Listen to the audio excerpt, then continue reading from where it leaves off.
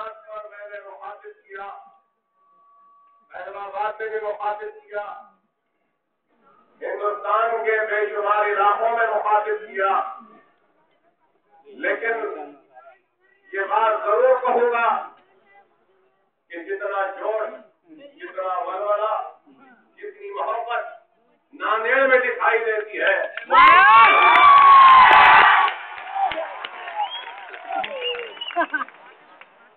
اور یہ جوش و ولولہ وہ محبت ہونی بھی تو چاہیے، اس لیے کہ میرے آبا و اجداد اسی سرزمین سے تعلق رکھتے ہیں۔ آج اگر آپ کے درمیان میں آیا ہو تو کوئی نئے مقام کو نہیں آیا ہو، بلکہ اپنے گھر کو آیا ہو۔ کیا بات ہے! اور آپ کے جوش و ولولے کی نظر چند اشعار کرتا ہوں، اور یہ اشعار ہے ایلیانا نے ناندیڑ کی جانب سے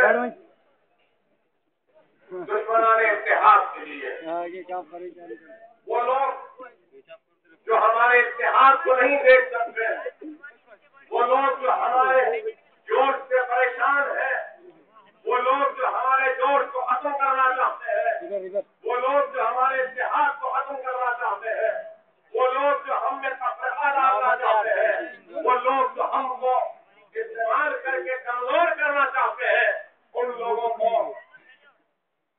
آج یہ ناندیڑ کے مسلمانوں کی طرف سے اکبر اویسی چند اشعار کہتا ہے۔ ہر سمت مچلتی کرنوں نے، ہر سمت مچلتی کرنوں نے افسوں نے شب غم توڑ دیا، ہر سمت مچلتی کرنوں نے افسوں نے شب غم توڑ دیا، اب جاگ اٹھے ہیں دیوانے دنیا کو جگا کر دم لیں گے، اب بدلے جہاں مہکائیں گے یا خون میں نہا کر دم لیں گے۔ تو چاہے ناندیڑ والوں نے اب کچھ بھی ہو، ہر حال میں حق اپنا لے کے رہیں گے، تو جیویں گے ورنہ جاوے شہادت پی لو۔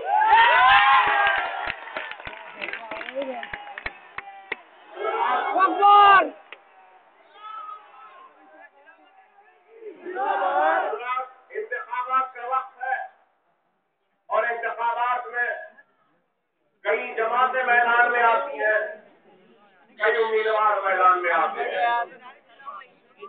اور میں آج آپ کے درمیان میں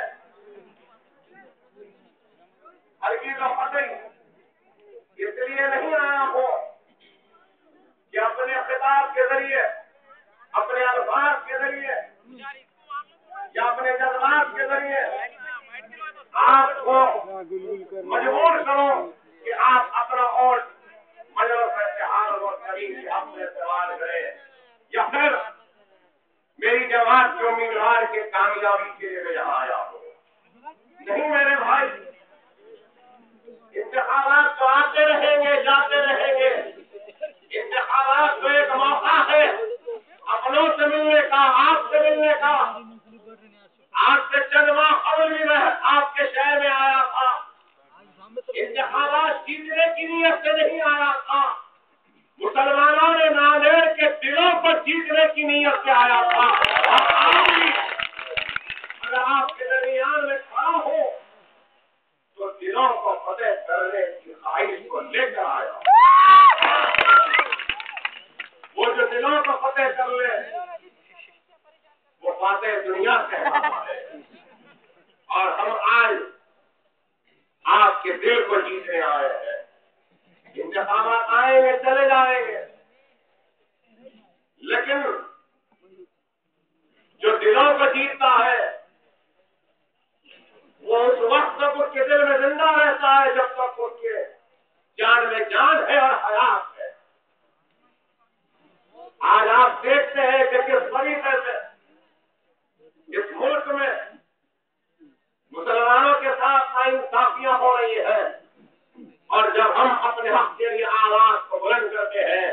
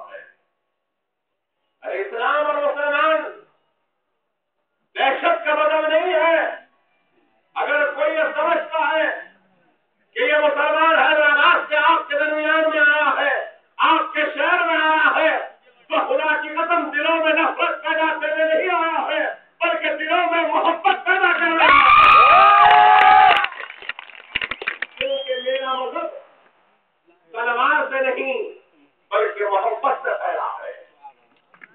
میرے آقا محمد مصطفیٰ صلی اللہ علیہ وسلم نے تلوار کی نوک سے اسلام نہیں پھیلایا بلکہ محبت سے اور اپنے سنت سے اسلام کو پھیلایا. راستوں میں کانٹے بچھائے گئے, کچرا پھینکا گیا. ایک دن کانٹے بچھانے والی, کچرا پھینکنے والی نے کچرا نہیں پھینکا تو میرے آقا نے نماز پڑھ کر دریافت کیا, کیا بات ہے کہ آج کچرا پھینکنے والی نے کچرا نہیں پھینکا؟ تو پتا چلا کہ وہ یہودن بیمار ہے. تو سرکار مدینہ محمد مصطفیٰ صلی اللہ علیہ وسلم اس یہودن کے گھر جاتے ہیں, اس کی عیادت کرتے ہیں. وہ یہودن پریشان ہو جاتی ہے, کہتی ہے کہ محمد عربی محمد صلی اللہ علیہ وسلم, میں روز کچرا پھینکتی تھی اور آج نہیں پھینکی تو آپ میرے گھر پر آئے. اور سرکار کے عمل سے اتنا متاثر ہوئی کہ لا الہ الا اللہ محمد رسول اللہ. یہ میرے سرکار کی تعلیم, یہ اسلام ہے.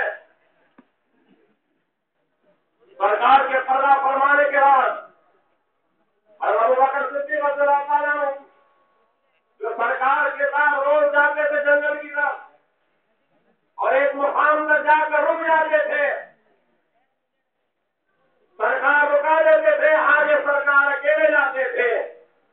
سرکار کے پردہ فرمانے کے بعد سرکار کی سنت کو ابو بکر صدیق نے کیا اور کہا کہ سرکار روز جنگل کو جاتے تھے, میں بھی آج جاؤں گا.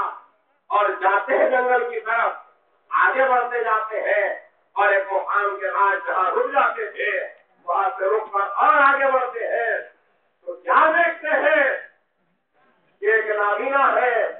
ابو بکر صدیق سرکار جو کھانا لے جاتے تھے اسی طریقے سے کھانا بھی ساتھ میں لے گئے, اور نابینا شخص کو دیکھ کر ابو بکر صدیق رضی اللہ تعالیٰ عنہ سمجھتے ہیں کہ ہاں یہ وہی نابینا شخص ہوں گے جن کو سرکار آتے تھے اور روز کھانا کھلاتے تھے. ابو بکر صدیق رضی اللہ تعالیٰ عنہ کھانا نکالتے ہیں اور کھانا اس نابینا کو کھلاتے ہیں. وہ نابینا ایک نوالا لیتا ہے اور کہتا ہے کیا رسول اللہ صلی اللہ علیہ وسلم دنیا میں نہیں رہے, کیا پردہ فرمائیے. تو ابو بکر صدیق پریشانی کے عالم میں پوچھتے ہیں کہ آپ کو کیسے پتا چلا؟ تو کہتا ہے وہ نابینا, ارے مجھے اس لیے پتا چلا کیونکہ محمد عربی جب آتے تھے تو پہلے کھانا کھاتے تھے اور گرم کھانے کو اپنے منہ میں رکھ کر چبا کر ٹھنڈا کر کر میں اپنی زبان سے مجھے کھلاتے تھے, لیکن تم نے اپنے ہاتھ سے کھلایا. اس لیے میں سمجھ گیا کہ محمد عربی صلی اللہ علیہ وسلم اس دنیا میں نہیں رہے. یہ اسلام ہے. اسلام محبت سے پھیلا, تلوار کی نوک سے نہیں پھیلا. ارے ہم مسلمان ہیں, محمد مصطفیٰ صلی اللہ علیہ وسلم کی امت ہے, سرکار کے ماننے والے. ہم نے دنیا میں دہشت نہیں مچائی, سرکار نے دہشت نہیں بلکہ محبت کے ذریعے جس طریقے سے ہجرت فرمائی, مجبور ہوئے خالق وجہ کائنات کے کہ ساری کائنات کو اگر اللہ نے بنایا تو محمد مصطفیٰ صلی اللہ علیہ وسلم کے لیے بنایا.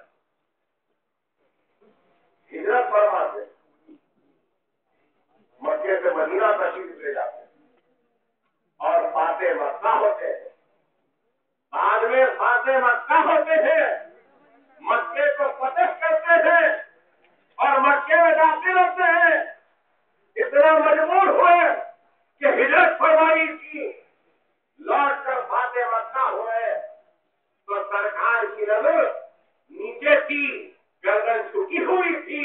صحابہ کرام نے پوچھا, اے محمد مصطفیٰ صلی اللہ علیہ وسلم, ہم فاتح مکہ ہیں, ہماری نظر کیوں نیچے ہے, ہماری گردن کیوں جھکی ہے؟ تو محمد رسول اللہ صلی اللہ علیہ وسلم ارشاد فرماتے ہیں کہ میں ان لوگوں کو شرمندہ نہیں کرنا چاہتا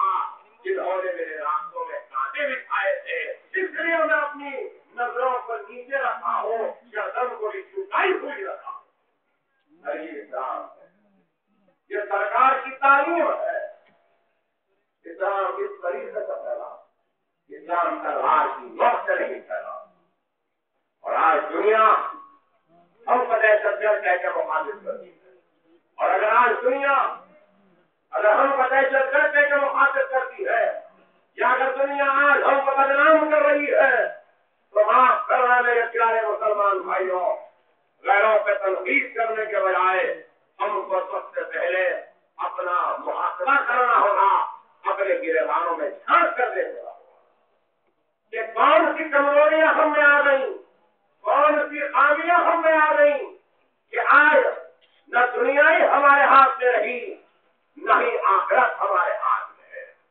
آج ہم دنیا میں رسوا کیوں ہو رہے ہیں، آج ہم دنیا میں پیچھے کیوں ہیں، اس کا محاسبہ کرنا ہوگا، ہم کو غور کرنا ہوگا. ارے آج اس حقیقت سے کوئی انکار نہیں کر سکتا کہ سرزمین ہندوستان پر 1000 برس تک کبھی ہم نے جامعی و حکمرانی کی.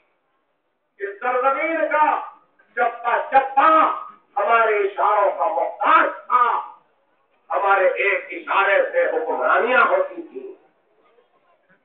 ہم نے قطب شاہیوں کے نام پر حکمرانی کی، تو ہم نے مغلوں کے نام سے حکمرانی کی. ہم نے غلاموں کے نام پر بھی حکمرانی کی، تو ہم نے نظام دکن کے نام پر بھی حکمرانی کی. ہم نے ٹیپو سلطان کے نام سے بھی حکمرانی کی. ارے 1000 برس تک ہم نے ملک کو حکومت کیا، ہم نے ملک کو سجایا، سنوارا، اور اقتدار ہمارے ہاتھ میں تھا، ہمارے گھر میں تھا. تو یہ سب کچھ کیوں تھا، کیسے ممکن ہوا؟ ارے مغلوں نے اس ملک پہ حکمرانی کی تو کیسے کی؟ شہنشاہ بابر نے پانی پت کے میدان میں چڑھائی کی تو شکست کھائی، دوسری مرتبہ چڑھائی کی تو شہنشاہ بابر نے سجدے میں گر کر اللہ کے سامنے حاضر ہو کر کہا کہ اے اللہ، میں اس سرزمین کو فتح کرنا چاہتا ہوں. تو یہاں پہ اسلام کے پیغام کو پھیلانے کے لیے اور اسلام کے محبت کے پیغام کے ذریعے مسلمان کی حکومت کو بنانے کے لیے آپ کا مانا چاہتا ہوں. اور اس کے بعد